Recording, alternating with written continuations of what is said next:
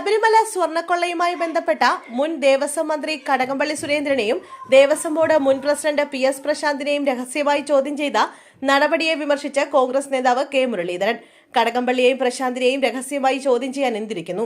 പത്മകുമാർ ഉൾപ്പെടെയുള്ളവരെ വിളിച്ചു വരുത്തിയാണ് മൊഴിയെടുത്തതെന്ന് കെ മുരളീധരൻ ചൂണ്ടിക്കാട്ടി. പലതും മറച്ചുപിടിക്കുന്ന നീക്കമാണ് പ്രത്യേക അന്വേഷണ സംഘത്തിൽ നിന്നും ഉണ്ടായിരിക്കുന്നത്.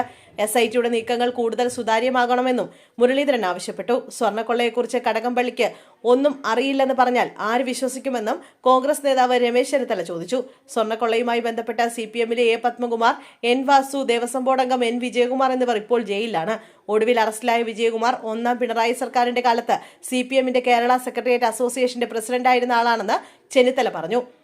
ശബരിമലയിൽ നടന്ന കൊള്ളയെക്കുറിച്ച് മന്ത്രിക്ക് ഒന്നും അറിയില്ല എന്ന് പറഞ്ഞാൽ ആര് വിശ്വസിക്കും? ഇതിന്റെ യഥാർത്ഥ വസ്തുതകൾ പുറത്തുവരണം.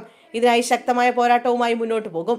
ഹൈക്കോടതി നിയന്ത്രണത്തിലുള്ള CBI അന്വേഷണം വേണമെന്നാണ് ആദ്യം ആവശ്യപ്പെട്ടിരുന്നത്. SITയുടെ അന്വേഷണത്തിൽ ഒരു പരാതിയുമില്ല. എന്നാൽ രാജ്യാന്തര ബന്ധമുള്ള സ്വർണ്ണക്കൊള്ളയായതിനാൽ SITക്ക് പരിമിതിയുണ്ട്. അതിനാലാണ് CBI അന്വേഷിക്കണമെന്ന് പ്രതിപക്ഷം ആവശ്യപ്പെടുന്നതെന്ന് രമേശ് ചെന്നിത്തല പറഞ്ഞു.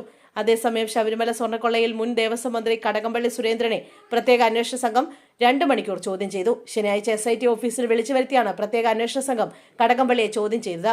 മുൻ ദേവസ്വം മന്ത്രി എന്ന നിലയിലായിരുന്നു ചോദ്യങ്ങളെന്നും അറിയാവുന്ന കാര്യങ്ങൾ പറഞ്ഞുവെന്നും കടകംപള്ളി സുരേന്ദ്രൻ മാധ്യമങ്ങളോട് പറഞ്ഞു. മൊഴി നൽകിയതിൽ ആരെയും പഴിചാരിയിട്ടില്ലെന്നും ആരെങ്കിലും കുറ്റപ്പെടുത്താൻ തനിക്ക് ഇതേക്കുറിച്ച് എന്തെങ്കിലും അറിവുണ്ടോ എന്നും കടകംപള്ളി ചോദിച്ചു. എന്നാൽ കൂടുതൽ ചോദ്യങ്ങളോട് പ്രതികരിക്കാൻ മുൻമന്ത്രി തയ്യാറായില്ല.